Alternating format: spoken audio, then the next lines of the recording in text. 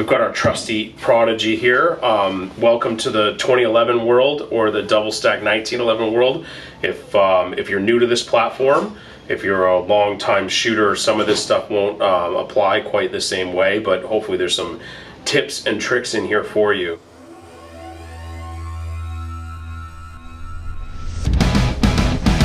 The double stack, or the 1911 as a rule, and the double stack guns included, are hand fit to some degree, so very different, even at the mass produced level like a Prodigy might be versus our guns, which are all very hand fit. Every piece is hand massaged in our process.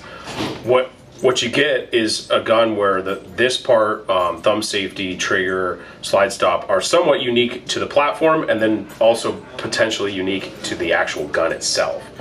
So what does that mean? Unlike Glocks or potentially SIGs, or some variant of a more modern pistol, Glocks in particular, you can't take parts from generic parts and drop them in, either aftermarket or from the OEM.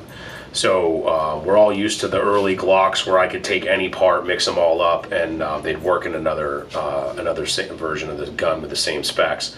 That's not the case with these guns at all. And so when you're going to do upgrades, it's a little more painful. There's some work you need to do yourselves, or potentially you get a gunsmith involved. So we always ask everybody to evaluate the situation before you order parts and really know what you're getting into. So I'm going to talk about the most common potential upgrades here, and I think the best one, the one I would be number one absolutely doing is the guide rod. So the Prodigy uses this two-piece guide rod. You use an Allen key to break the guide rod and take it apart. That is not the way we would roll here at Atlas Gunworks. So this gun, I'll take apart real quick, has our guide rod in it. And you'll see how fast and easy it is to take it apart with our guide rod in it.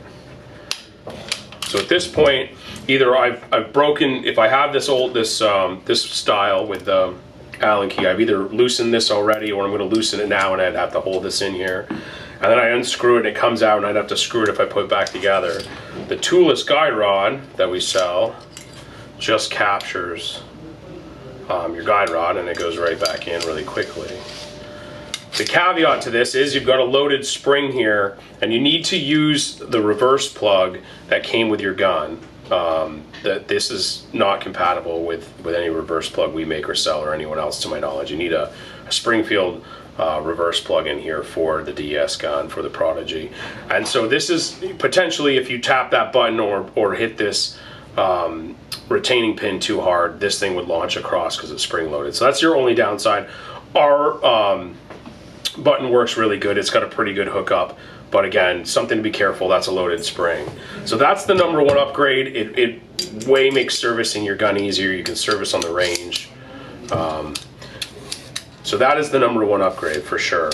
Where would you go with another set of upgrades? Well, potentially people would look at thumb safeties because of the way they fit their hand, or they want a better function, or they want a better quality material on the thumb safeties. Thumb safeties are 100% fit to the gun, and they actually block the sear, so when I pull the trigger, the sear can't move. And so it's a critical function in the gun. We've got some videos on how to fit them to the safety, and then secondarily, you're going to need to fit that to the back of your frame. So some of them are going to drop in here and be smooth, but some of the aftermarket ones might hang over this frame some, and there's some fitting to be done. Those are always recommended that they're gunsmith fit, especially if you've never done it before. But that's a fit part. You're not going to change safeties. If a safety drops in there and you have to do no fitting to the sear, most likely it's too loose. The test for that's really simple. I pull the trigger as hard as I can with the safety up. I put, and ideally the slides on in case it does go bang, but the hammer would fall. And if the hammer falls, that means that your safety's too loose on your sear fit. And if it's really close, it might wear in and do that. So do that. You really want to fit those properly. The other upgrade that would be very popular is a trigger upgrade. There's an aluminum trigger in these guns. I don't know that this is where I would go first, but the length can be adjusted by adding a trigger system like our trigger system. And so our trigger bows work great in here. Our trigger bows have a threaded rod on the front, and then we can change the shoe size and the shoe length just by threading them in and out on the bow. The issue here is that the fitment there requires some fitting. So the grip on the Prodigy is plastic. The numbers that I saw really quickly were that the width is 0.240, so just under a 1/4 inch, and our trigger is a 1/4 inch. So definitely some hand filing to be done there. We have a video on how to do it to an STI gun that should be totally applicable here. Again, if you don't like working on your own guns and you don't want to spend an hour or two trying to fit a trigger, then that's not a good upgrade. The guide rod's a very simple upgrade. The barrels are going to be, I won't run through the whole gun, but the barrels and slide stops are going to be unique to the gun. So the slide stops on these are fitted, and there's a diameter that every manufacturer chooses to hold, and then it ends up getting fitted to the barrel.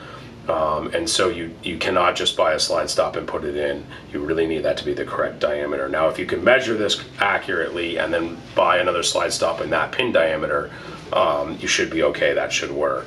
The other thing that the slide stops do is activate the lockback, and the geometry back here and how the back of this interfaces with your pin here is going to control that. So if you've got a system that works there, think twice about changing that, just in case you would then have to retune all of your lockback system.